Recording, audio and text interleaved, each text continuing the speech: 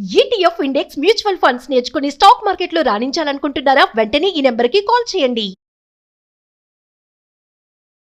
నమస్తే, welcome back to Suman TV. Present మనతో పాటు ఉన్నారు TEDx speaker, legendary award winner in real estate, realtor oxygen founder and CEO doctor Nandi Rameshwar Rao గారు. నమస్తే sir. నమస్తే. సార్, ఒక ఫ్లాట్ కానీ ప్లాట్ కానీ ఏదైతే కొనేటప్పుడు ఉంటుందో వాల్యూ, పేపర్ పైన ఆ రేట్ ఉండట్లేదు.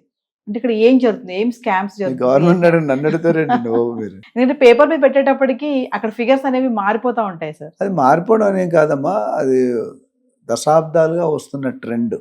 సో ప్రతి ఒక్కరికి తెలిసే, కొన్ని స్టోరీలు తెలిసినా సైలెంట్గా ఉంటాం. ఎందుకంటే ఒకప్పుడు భూమి అంటే ఒక 50 years బ్యాక్ రియల్ ఎస్టేట్ అంత పెద్ద వాల్యూ గ్రహించలేదు ఎవరు. జూబ్లీ హిల్స్లో 1970sలో దాదాపు 50 సంవత్సరాల కింద 11 రూపాయలు 15 రూపాయలు గజం ఉండేది.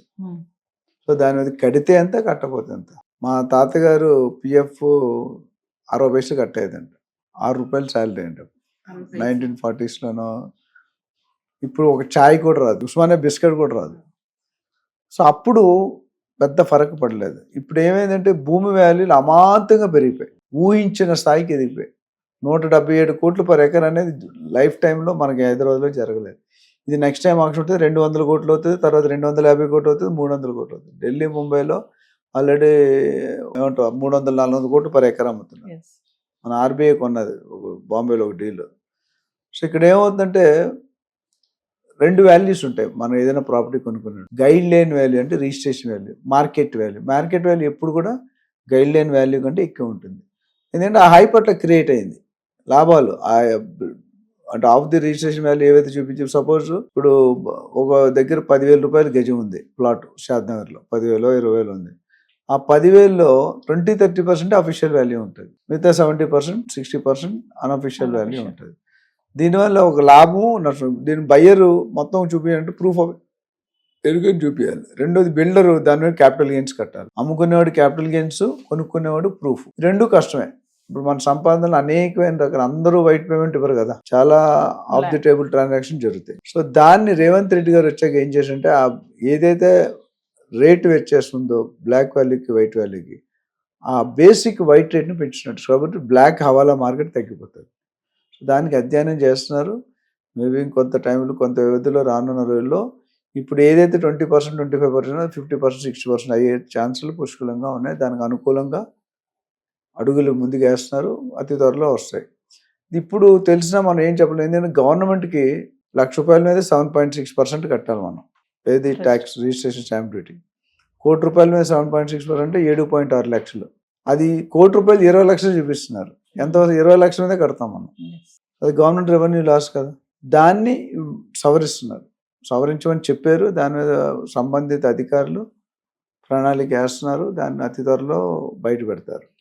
పెట్టినప్పుడు ఈ వెచ్చేసిన రేట్ ఏదైతే తగ్గుతుంది, ఎక్కువ ఉంది, గ్యాప్ ఎక్కువ ఉంది, ఆ గ్యాప్ అనేది 20,000 చూపించేది అప్పుడు 50,000, 45,000, 55,000 చూపిస్తుంది. సో కొంతవరకు తగ్గుతుంది, మొత్తం తగ్గుతుంది. సో దీనివల్ల గవర్నమెంట్ రెవెన్యూ అనేది చాలా లక్షల్లో, కోట్లలో పెరుగుతుంది. ఎందుకంటే అంతకుముందు 20 లక్షల మీద కట్టేది, ఇప్పుడు 70 లక్షలు, 60 లక్షలు, 50 లక్షల మీద కడతారు. అంటే 2 రెట్లు 3 రెట్లు ఆదాయం పెరుగుతుంది. గవర్నమెంట్ ఆల్రెడీ అప్పుల్లో ఉంది, గవర్నమెంట్కి ఆదాయం కావాలి. రియల్ ఎస్టేట్ అనేది ఒక method, one of the segment where your income is very high in very less time. రేట్లు పెరిగాయంటే ఇప్పుడు రోజుకి కొన్ని 100,000 రిజిస్ట్రేషన్ అవుతుంది తెలంగాణలో. ఆ రిజిస్ట్రేషన్ వాల్యూకి సపోజ్ ఇప్పుడు ఒక ప్రాపర్టీ మీద ₹1,00,00,000 మీద 7.6 lakhs కట్టాలి. అదే 10 కోట్లు ₹1,00,00,000 చూపిస్తున్నారు, 2 కోట్లు. మనకి ఎంత వస్తుంది, ఎంత రావాలి, ఎంత వస్తుంది? 76 lakhs రావాల్సింది 15 లక్షలు వస్తుంది. అది లాసే కదా. సో దాన్ని సవరించాలంటే అనేకమైన, కొనుక్కునేవాడు ఎంతవరకు కొనుక్కోగలడు, అసలు రియాలిటీ రేట్ ఏంటి, ఆర్టిఫిషియల్ హైప్ రేట్ ఏంటి, దీని మీద అనేకమైన కోణాల్లో అధ్యయనం చేస్తున్నారు. అది చేసిన తర్వాత కొద్దిగా క్లారిటీ వస్తుంది. అయితే ఇప్పుడు జరుగుతుంది అందరికీ తెలుసు, ఆల్ డిపార్ట్మెంట్స్ తెలుసు, కొనుక్కునేవాడు తెలుసు, అమ్ముకునేవాడు తెలుసు, గవర్నమెంట్ వాళ్ళకి తెలుసు. కాకపోతే కానీ బయటికి ఎవరు తెలియనట్టు నడిపిస్తున్నారు. అందుకే అందరూ దానికి భాగస్తులే. అంటే సార్, ఇప్పుడు ప్రెసెంట్ అంతా డిజిటలైజేషన్ కదా, ఇంత అంటే యూపీఐ ట్రాన్సాక్షన్స్ ఇంత ఉన్న ఈ టైంలో కూడా ఇలాంటి స్కామ్స్ జరుగుతాయంటారా? అంటే స్కామ్ ఏం కాదు, పద్ధతికి అలవాటు పడ్డాం, పద్ధతి మార్చుకోవడానికి టైం పడుతుంది. చంద్రబాబు గారు వచ్చినట్టు బయోమెట్రిక్ పెడితే ఎవడు యాక్సెప్ట్ చేయలేదు. నిన్న కాక మన ఆంధ్రప్రదేశ్ గవర్నమెంట్లోనే అనుకుంటా, ఈవెన్ ఎమ్మెల్యేస్, ఎంపీసీ కూడా బయోమెట్రిక్ పెడతామని. వాళ్ళు కూడా వాళ్ళ డ్యూటీ వాళ్ళు చేయాలి కదా, పెట్టకపోతే కష్టం. సో ఇది ఓవరాల్గా తప్పు రైట్ అని కాకుండా అది మార్కెట్లో జరుగుతున్న సెంటిమెంట్ దాన్ని మార్చడానికి కొద్ది టైం పడుతుంది.